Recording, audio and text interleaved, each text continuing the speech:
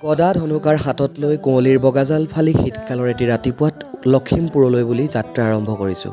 এয়া আমাৰ মৰমৰ প্ৰণৱ দা। আলোকসন্ধানী সাংস্কৃতিক কেন্দ্ৰ নামটি শিৱসাগৰ আজিৰ নিবেদন গজকেতুৰ উপাখ্যান। বগীবিল পাৰ হৈ আমি সকলোৱে ভাত কেইটামান খাই ল'লোঁ, যিহেতু বহুত দূৰ আমি যাত্ৰা কৰিছোঁ। প্ৰায় 9 ঘণ্টাৰ পাছত আমি উপস্থিত হ'লোগৈ লখিমপুৰ হাতীগড় অঞ্চলত। লখিমপুৰত বতৰ ডাৱৰীয়া, চাৰিওফালে কেৱল বোকা বোকা আৰু বোকা। বোকাৰ মাজেদি খোজকাঢ়ি গৈ আছোঁ। বাছ আছে 1.5 কিলোমিটাৰ দূৰত। আহি পাই সকলোৰে চৰণত গৃহস্থই সেৱা ধৰিছে, ইমান দূৰণিৰ পৰা আমি আহিছোঁ বুলি। আপোনালোকে যদি মন কৰে সুদূৰত সেইখন ট্ৰেক্টৰৰ ওপৰত আমাৰ ভাওনাৰ কাৰণে চাউণ্ড ড্ৰেছ সকলো অনা হৈছে। গ্ৰীণ ৰুমত এয়া ৰূপম দাই মেকআপ কৰি আছে। আজি এটা নতুন ৰূপত ওলাইছোঁ, কেনেকুৱা লাগিছে কমেণ্ট এটা কৰি জনাব। এয়া ফাইনেল লুক। লাহেকৈ ভাওনা আৰম্ভ কৰা হ'ল।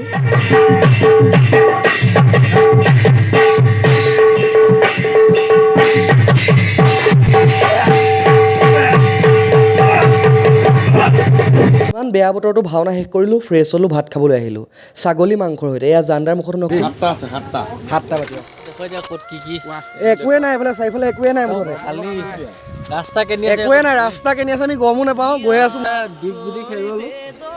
কেনিও একো ৰাস্তা নাই, চব শেষ। আহি আছো। প্ৰথম কথা ইয়াত নেটৱৰ্কে নাই। এতিয়া আমি ৰাস্তাহে আছোঁ, বৌৱে ক'লে বুলি কৈছে কথা